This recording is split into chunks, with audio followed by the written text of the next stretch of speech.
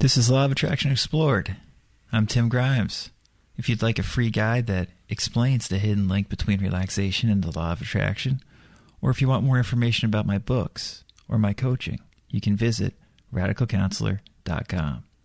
Enjoy the episode. So I thought we would just pick up where we left off last episode. And by that, I mean pick up where we always pick up, which is right now, in this moment.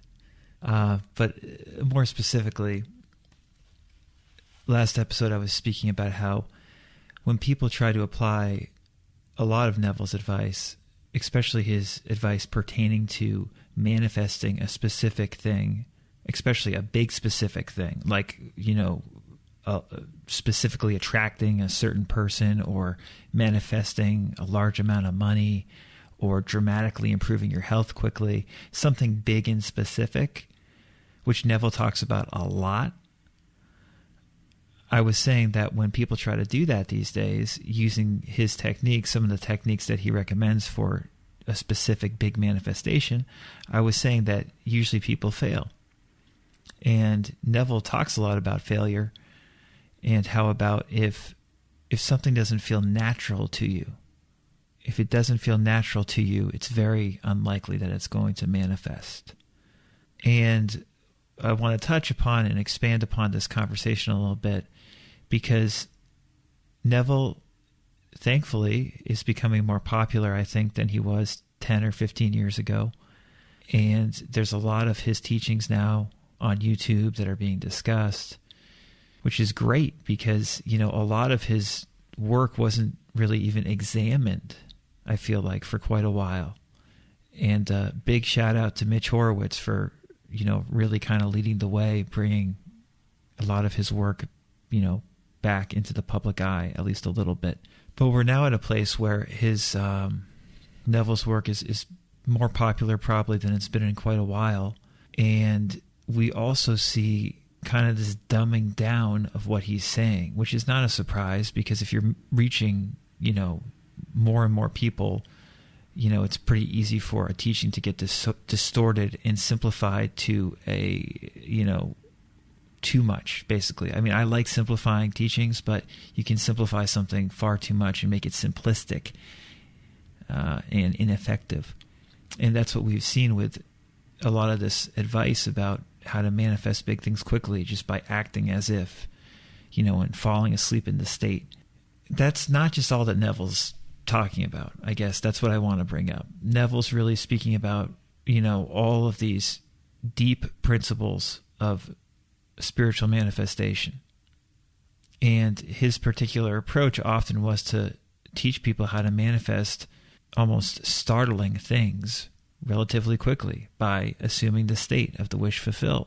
But the scope of his teaching goes well beyond just that. That's why he's so fascinating. And again, the approach that I take to his material, why I've always been so interested in his work, is because there's such a wonderful scope to what he says about the imagination and how we can practically interpret the Bible and how these psychological interpretations can really be implemented into our lives as practical tips and tools to assume a better life. And that if you assume certain things and invest in the moment with an assumption of glory, an assumption of fulfillment, as opposed to an assumption of doubt and worry and fear, if you assume the best and invest in that assumption, then you're going to see results.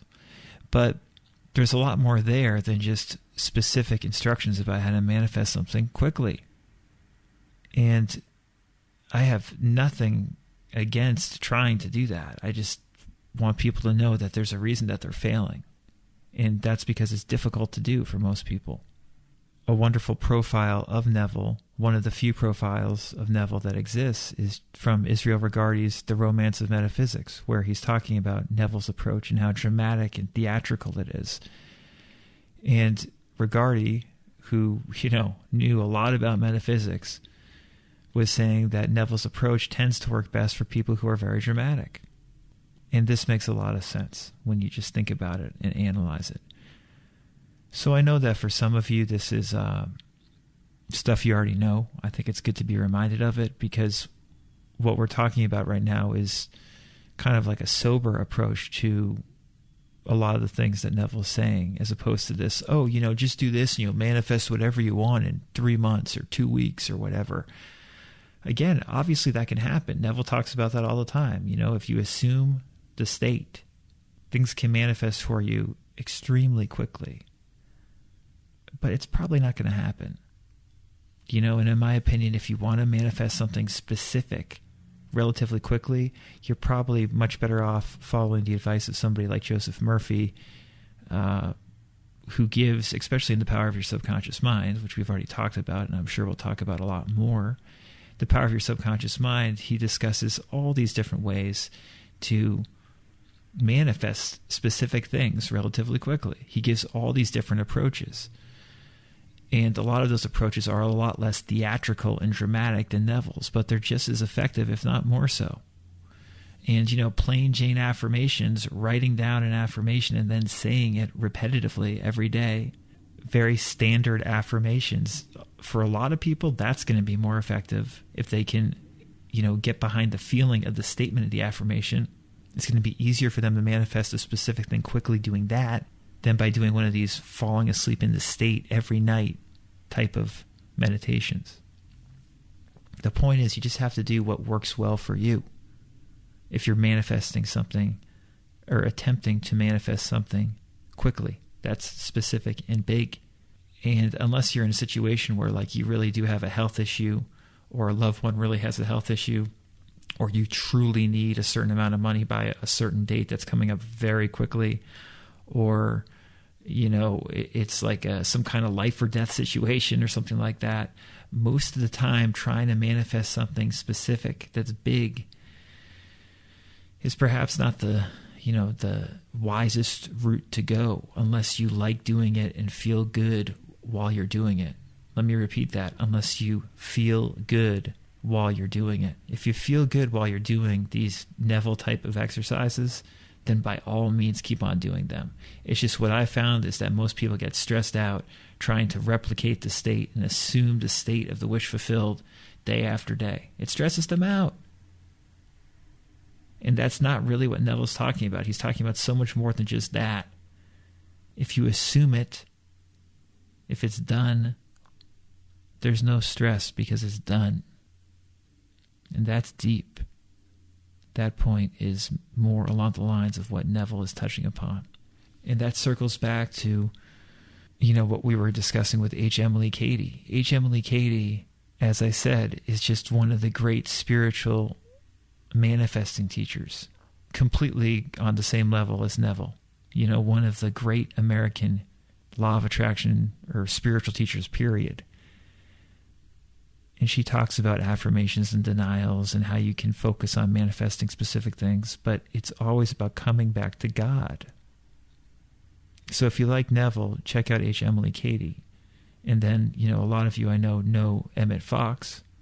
I believe Emmet Fox had at least some contact with Emilie Cady. I'm sure that he was inspired by her, but a lot of Emmet Fox's best teachings are just going to this place. For instance, perhaps his most famous teaching, the Golden Key. This is basically what Emilie Cady's always talking about, is the Golden Key, which, Fox writes, as for the actual method of working, like all fundamental things, it is simplicity itself. All that you have to do is this: stop thinking about the difficulty, whatever it is, and think about God instead. This is the complete rule. And if only you will do this, the trouble, whatever it is, will presently disappear. It makes no difference what kind of trouble it is. It may be a big thing or a little thing. It may be concern with health, finance, a lawsuit, a quarrel, an accident, or anything else conceivable. But whatever it is, just stop thinking about it and think of God instead. That is all you have to do. That's the Golden Key of Emmet Fox. That's really the essence of a lot of New Thought, law of attraction teachings boiled down to like a sentence or a paragraph. Again, the big sentence, right? This is like most of the law of attraction right here, most methods. Stop thinking about the difficulty, whatever it is, and think about God instead. I mean, that's it. That is powerful. Like, incredibly powerful. Stop thinking about the difficulty. Stop thinking and think about God instead. Or as I like to say, don't think. Just stop thinking. And if you stop thinking, if all that overthinking just stops, God's here. When the overthinking goes, when the fear goes, when all that blah, blah, blah bullshit goes, God's right here. Something else that Fox wrote, again, incredibly refined in what he's teaching here. This is from What is Scientific Prayer, which again is just a short essay. In What is Scientific Prayer, he writes, if only you can rise high enough in thought, the problem will then solve itself. This is really the only problem you have, to raise in consciousness. To raise in consciousness. In other words, when we say to raise in consciousness, that's another way of just saying, drop the thinking and think of God. Or just be in this moment right now. Recognize the goodness of this moment. This goodness in this moment. The goodness of this moment is God. Again, Fox wrote, if only you can rise high enough in thought, the problem will then solve itself. This is really the only problem you have, to raise in consciousness. So rising in consciousness, dropping thought, not thinking, falling into God, recognizing God. These are all the terms that we're talking about in this direct approach to manifesting. And most of what Neville is saying, I would argue, even though he does give many examples about manifesting a specific state, he's really talking about utilizing your imagination and recognizing that you are God. When Fox says, think on God instead of your problems, it's Neville saying that your imagination is God. It's Emilie Cady saying that God is your Savior right now. Focus on God and your problems are solved. So this is deep manifesting approaches and advice. And when I say we're exploring the law of attraction, one reason I was so excited to do this show is because this is the kind of stuff we can explore in this forum easily. You know, we can bounce these different ideas off of the wall and see how they all correlate with each other. And there's so many similarities and nuances and ways of looking at this stuff that we can all meld together and then utilize in the way that's best for us. And we only have to take one certain thing or one certain fusion of these ideas that we explore and utilize it in order for it to be something totally new and powerful for us. And again, it always comes back to right now, this very moment.